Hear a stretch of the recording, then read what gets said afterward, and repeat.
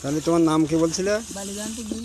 ও, তাহলে পা ওই নষ্ট হয়ে গেছে নাঙল চাষ অবস্থায়। আর কি কি কারণে একটা সমস্যা বলছিলে? ঘাটা হয়েছিল বোধহয়। ও, দেখুন এই হ্যান্ডিক্যাপ মানুষ এই অবস্থা। সে বলছে 1,000 টাকা মাসে বাধ্যক ভাতা চলে না, একটু বাড়ালে ভালো হতো।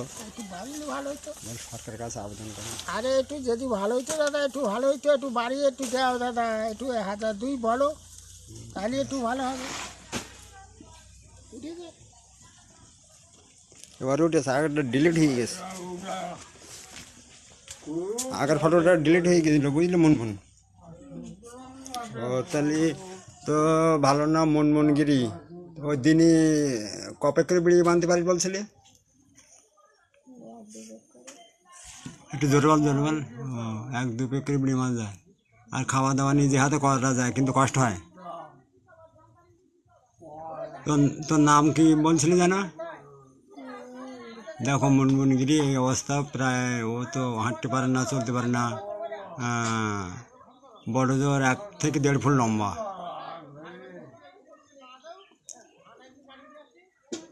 বাথরুম টুম তোমার নিজে তো করতে পারো না, মা ধরে নিয়ে যায়। হ্যাঁ, তো এখন বর্তমান বয়স কত চলছে তোর?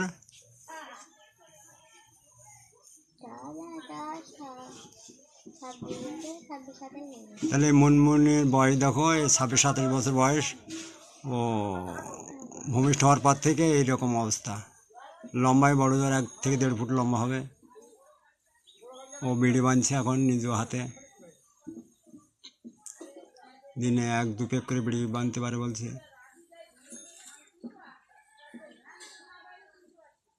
ঠিক আছে, ভালো থাকো, ভগবান তোমার বাঁচিয়ে রাখুক, দীর্ঘজীবী হও।